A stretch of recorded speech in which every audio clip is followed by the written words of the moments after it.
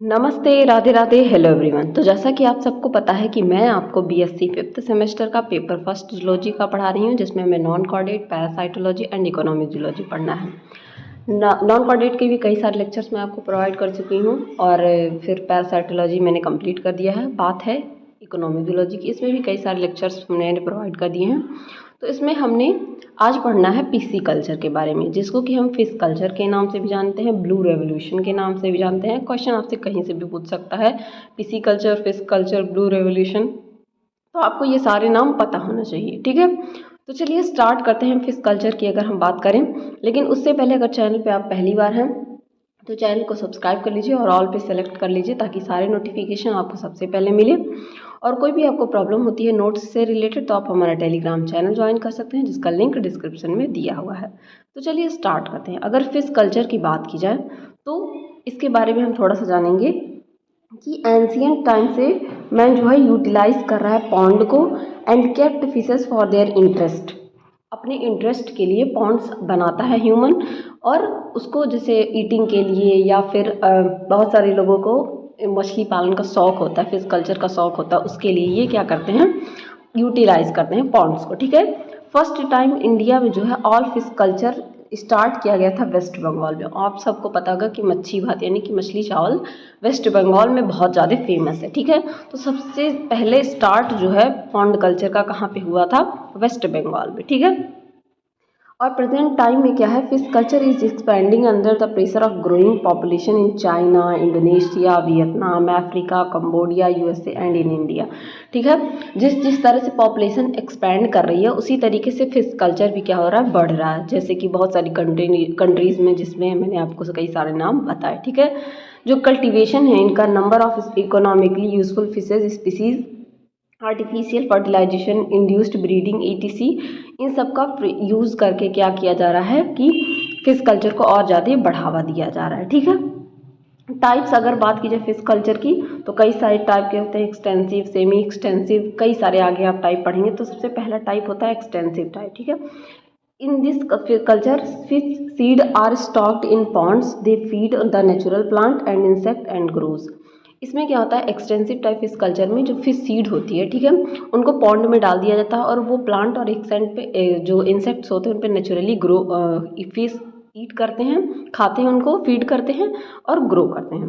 Semi intensive की अगर बात की जाए फिश कल्चर की तो इसमें क्या होता है, पार्टली ये नेचुरल फूड पे डिपेंड होते हैं और पार्टली क्या होते हैं, इनको आर्टिफिशियली बाहर से फूड सप्लाई किया जाता है, इसलिए इसका नाम है सेमी, यानी कि हाफ हाफ, ठीक है। डिपेंडेंसी इनकी हाफ हाफ होगी। थर्ड है इंटेंसिव कल्चर। इसमें क्या होता है कि ये मॉडर्नाइज्ड मेथड है, यहाँ पे हाई डेंसिटी कल्चर होता है, ठीक है। यहाँ पे क्या होता है, all the condition are controlled in the method, highly nutritious food in supplied and highly yield is obtain.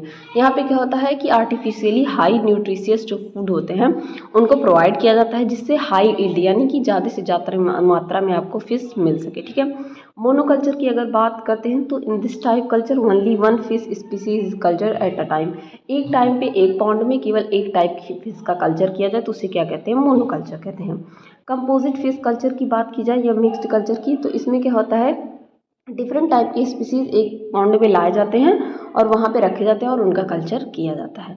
अब कल्चर प्रैक्टिस, किस तरीके से इनकी कल्चर का प्रैक्टिस होता है उसके बारे में हम जानेंगे। तो इसमें क्या होता है, फिशेस के प्रॉपर पॉन्ड मैनेजमेंट के बारे में देखा जाता है। सबसे पहले इसमें आता है quality of fishes for culture, कि किस क्वालिटी के फिश होने चाहिए कल्चर के लिए, ठीक है। तो फास्ट ग्रोइंग और हाई क्वालिटी के फिश यील्डिंग हम कल्चर करते हैं, जो क्या हो कि जिनकी ग्रोइंग कैपेसिटी तेज हो, जो जल्दी जल्दी ग्रो करे और वो ज़्यादा से ज़्यादा मात्रा में ईल्ड यानी कि उससे आप क्या करें, फिश को प्राप्त कर सकें, जिसमें आपका आता है major carp, minor carp, cat fishes और मोलेट्स, ये सारी फिशेज आती हैं। फिश कल्चर इन्वॉल्व करता है सीड कलेक्शन, ठीक है, उनकी स्टॉकिंग करना, फाइनली हार्वेस्ट करते हैं डिफरेंट पर्पज़ के लिए, ठीक है। उनके मैनेजमेंट को हम देखते हैं जिस हिसाब की ज़रूरत पड़ती है फिश कल्चर में, ठीक है। नेक्स्ट आता है पॉन्ड मैनेजमेंट, ठीक है। तो पॉन्ड मैनेजमेंट की अगर हम बात करें तो management of pond fish culture has the own importance. इसका अलग से इसका खुद का इम्पॉर्टेंस है कि पॉन्ड मैनेजमेंट किस तरीके से करना चाहिए। इसमें आता है आपका breeding, hatching, nursing, rearing, stocking pond, different stage of fishes are kept in different types of pond. इसमें डिफरेंट डिफरेंट टाइप्स के पॉन्ड अलग अलग लेवल पे बनाए जाते हैं, अलग अलग लेवल के तालाब बनाए जाते हैं। अभी आप पढ़ेंगे आगे, जैसे कि breeding pond, hatching pond, nursery pond, rearing pond, इस तरीके से अलग अलग तरीके के पॉन्ड बनाए जाते हैं। और फिशेज़ की जो अलग अलग स्टेज होती हैं, अलग अलग पॉन्ड में ले जाके उनको ट्रांसफ़र किया जाता है ताकि उनका मैनेजमेंट अच्छे तरीके से किया जा सके। ठीक है, सबसे पहले आता है ब्रीडिंग पॉन्ड। तो इसमें क्या होता है, फर्स्ट स्टेप है फिश कल्चर का, जिसमें क्या किया जाता है, इसमें ब्रीडिंग की जाती है पॉन्ड्स में। ठीक है, इनको कहाँ पे बनाया जाता है, नियर रिवर के या अदर नेचुरल जो वाटर रिसोर्सेज होते हैं उनके पास बनाया जाता है। ठीक है, ब्रीडिंग दो मेथड से हो सकती है, नेचुरल और आर्टिफिशियल। ठीक है, या इंड्यूस्ड जिसको कहते हैं। नेचुरल की ब्रीडिंग की बात की जाए तो natural breeding is done special types of ponds where natural resources of water are used. यहाँ पे क्या होते हैं, स्पेशल टाइप के पॉन्ड होते हैं जहाँ नेचुरल रिसोर्सेज यानी कि जो नेचुरली, जैसे तालाब वाला प्रेजेंट है, जो पानी के किनारे बनाया जाता है, वो जो नेचुरली प्रेजेंट है आपके रिवर वगैरह, उनके किनारे ये बनाया जाता है। ठीक है, इनको इस तरह के पॉन्ड को बंद कहा जाता है। ठीक है, बांध जिसको आप हिंदी में कहते हैं, बंद कहा जाता है, जिसमें वेट, ड्राई और मॉडर्न बंद तीन टाइप के आते हैं। ठीक है, देन आता है आपका इंड्यूस्ड ब्रीडिंग। इंड्यूस्ड ब्रीडिंग की अगर हम बात करते हैं तो this method fishes are induced to breed artificially. इसमें क्या होता है, आर्टिफिशियल मेथड का यूज़ किया जाता है। ठीक है, अभी तक क्या था, नेचुरल ब्रीडिंग में नेचुरली उनको जो नेचुरली आपके रिवर्स वगैरह प्रेजेंट थे उनके किनारे उनको कल्चर किया जा रहा था ताकि जो नेचुरल चीज़ें हैं उससे हम फ़ायदा ले सकें। ठीक है, यहाँ पे क्या है, आर्टिफिशियली ज़्यादा चीज़ें यूज हो रही हैं। डिफरेंट मेथड अडॉप्ट किए जाते हैं ब्रीडिंग फॉर फिशेज आर्टिफिशियली। इसमें ड्राई मेथड, वेट मेथड और हाइपोफाइजेशन, ये सारे मेथड्स आते हैं। The fish seed is collected from the breeding pond. Breeding pond से क्या करेंगे आप, फिश को कलेक्ट करेंगे। ठीक है, the best place for the collection fish seed are the curve area of river. जो एरिया, कर्व एरिया होता है रिवर का, वो सबसे बेस्ट प्लेस होता है जहाँ से आप सीड को क्या करते हैं, कलेक्ट करते हैं। ठीक है, सीड को आप क्या करेंगे, कलेक्ट कर लेंगे, देन उसको ट्रांसफ़र कर देंगे कहाँ पे, ब्रीडिंग पॉन्ड में। ठीक है, the spawn collecting net is बेंची जाल। ठीक है, जिससे आप सीड को कलेक्ट करते हैं उस जाल को क्या कहा जाता है, बेंची जाल। और the fish seeds are transformed into hatching pits. इसके बाद इनको कहाँ ट्रांसफ़र किया जाता है, हैचिंग पिट्स में। हैचिंग पिट्स मेनली दो टाइप के होते हैं, हैचरीज और हैचिंग हप्पाज। ठीक है, हैचरीज क्या होती हैं, they are small sized pond in which fertilized egg are transferred after 2 to 15 hours hatching takes place। Hatching यानी कि जब वो हैच कर जाएगा, अंडे जो हैं वो छोटे छोटे बच्चों में जब ट्रांसफ़र हो जाएंगे उसके 2 से 15 घंटे बाद इनको क्या किया जाता है, हैचरीज में ट्रांसफ़र कर दिया जाता है। हैचरीज के कुछ ड्रॉबैक है, जैसे कि इनमें सडन वेरिएशन आ जाता है टेम्परेचर में। प्रीडेटर यानी कि जो मछली को खाने वाले प्रीडेटर होते हैं वो इंटर कर जाते हैं, इंट्रेंस हो जाता है उनका। मॉर्टेलिटी एग की बहुत ज़्यादा होती है, यानी कि मृत्यु दर बहुत ज़्यादा होता है पॉन्ड वाटर ड्राइंग, अगर पानी सूख जा रहा है पॉन्ड का तो उसकी वजह से। Specially designed hatcheries and hatching hapas are made. इसके बाद क्या किया जाता है, इसकी जगह पे हैचिंग हपाज बनाए जाते हैं जो स्पेशली डिज़ाइंड होते हैं।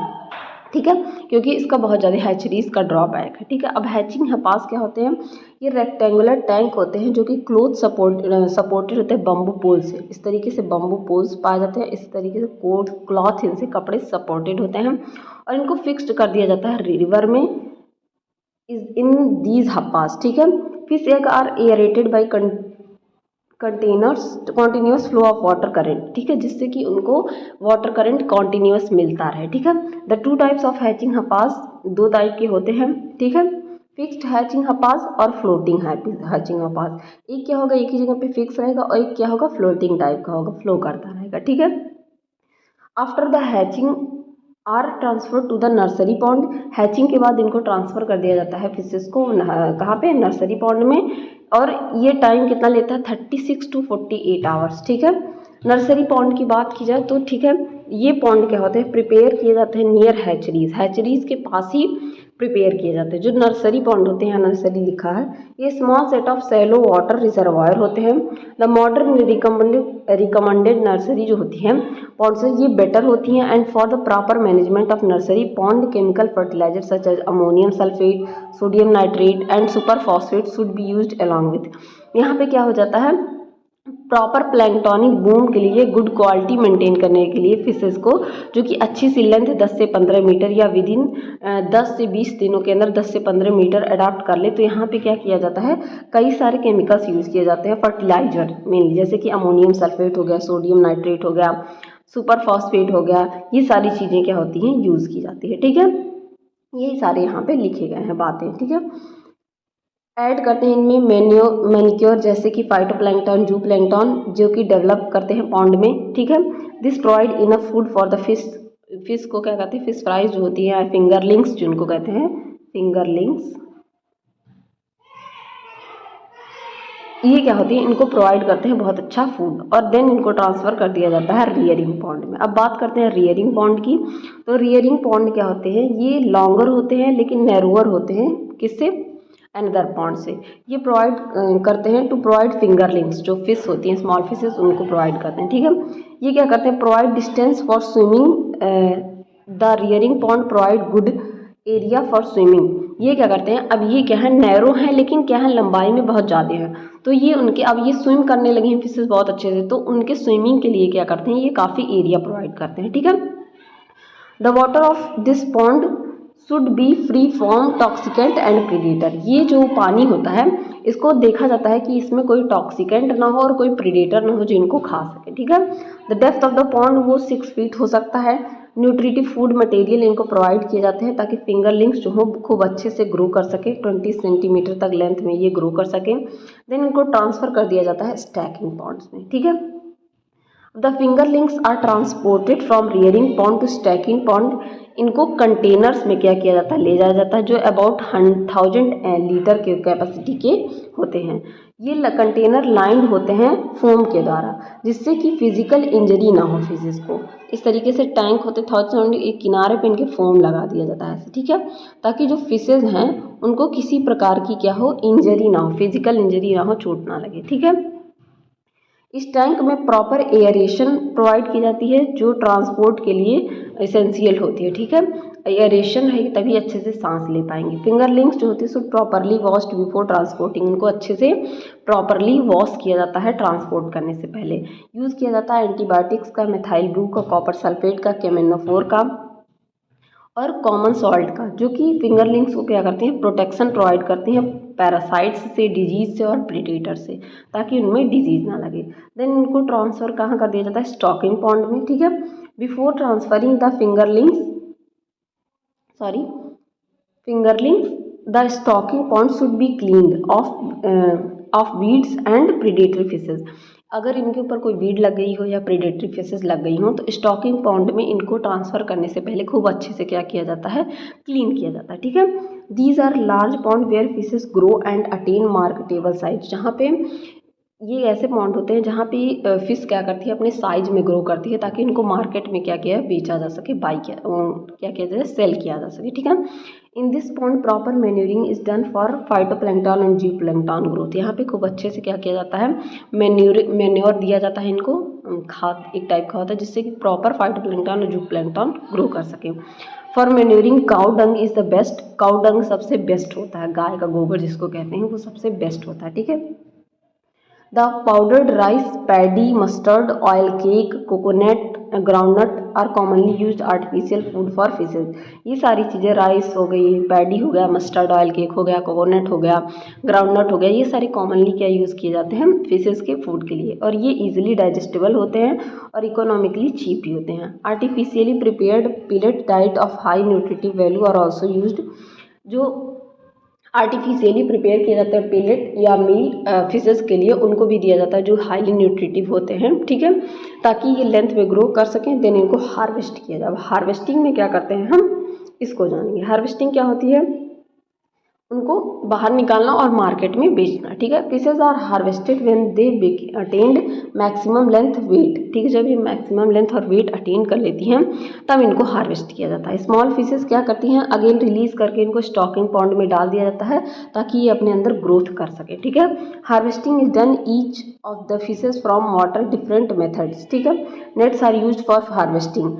इसके लिए क्या करते हैं, हार्वेस्टिंग के लिए मछलियों को पकड़ने के लिए क्या किया जाता है, नेट का यूज किया जाता है। अब उनके बारे में हम थोड़ा सा जानेंगे, जिसमें आता है आपका स्ट्रैंडिंग नेट। ठीक है, in this matter water is through out from the pond, the fishes are gathered and caught. इसमें क्या किया जाता है, सारे पानी को बाहर निकाला जाता है। आप सबने गांव में तालाबों में देखा होगा, लोग पानी को निकालते हैं, उसके बाद मछलियों को पकड़ते हैं।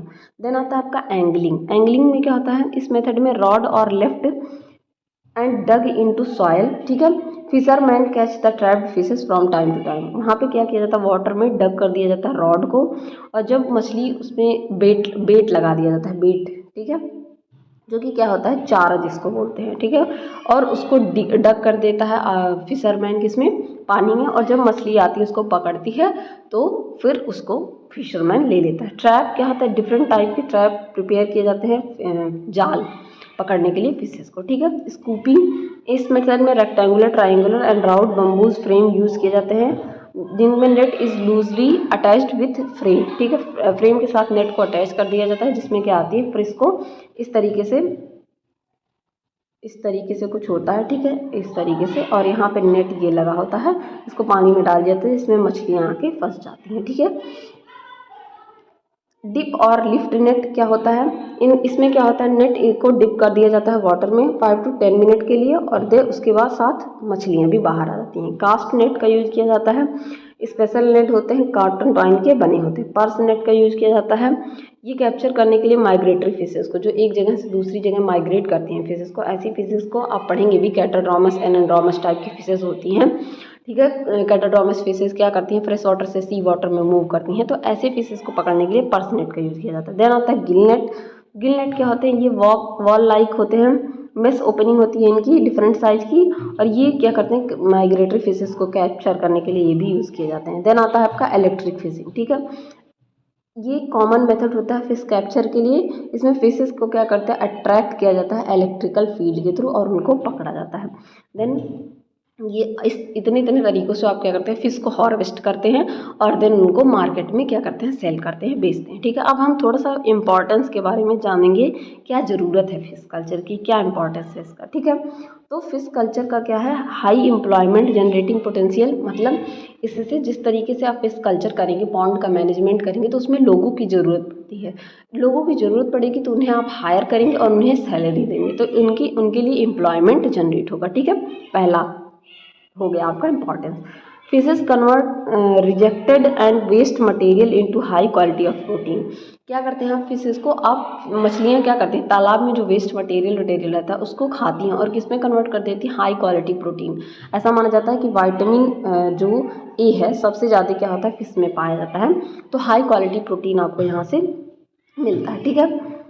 Certain bottom dwelling fishes such as catfish have been used for preventing eutrophication। Eutrophication क्या आप आपने सबके बारे में सुना होगा। इसमें क्या होता है, एल्गल ब्लूम, मतलब वाटर के ऊपर पूरा क्या हो जाते हैं, एल्गी जम जाते हैं, जिससे ऑक्सीजन का क्या होता है, लेवल घट जाता है पानी में, और सारे जानवर जो पानी के अंदर होते हैं वो मरने लगते हैं। तो उससे भी प्रिवेंशन दिलाती हैं, जैसे कि कैट फिशेज़ वगैरह हो गए, बॉटम डवेल्स जो बॉटम में पाई जाती हैं, वो फिशेज़ क्या करती हैं, इससे क्या करती हैं, यूट्रोफिकेशन को प्रिवेंट करती हैं, ठीक है।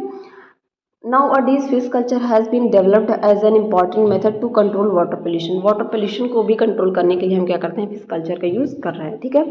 Fish culture when integrated with poultry, dairying and other agriculture has been prove to be great economical value. इसका हमारे इकोनॉमी में भी ग्रेट वैल्यू है, ये हमें इकोनॉमिकली बहुत ज़्यादा सपोर्ट करता है, ठीक है। ये डायग्राम दिया गया है कि किस तरीके से हैचरीज बनाई जाती हैं। ये एक हैचिंग हप्पा का क्या है, डायग्राम है, ठीक है। ये नेट का एक डायग्राम है कि किस तरीके से नेट पाए जाते हैं, ठीक है। तो ये कुछ डायग्राम है, आपको मुझे शुरू में दिखाना चाहिए था, लेकिन मैं थोड़ा लेट दिखा रही हूँ, पीछे हो गया था। तो ये था आपका पूरा का पूरा फिश कल्चर एक लेक्चर में, ठीक है। यहाँ से आपको जितने इंपॉर्टेंट क्वेश्चन आपके बनते हैं उससे वो बन जाएंगे। नेक्स्ट लेक्चर में आपको पढ़ाऊँगी कि इससे होने वाली डिजीज़ वगैरह क्या है। तब तक के लिए बढ़ते रहिए। Thank you everyone.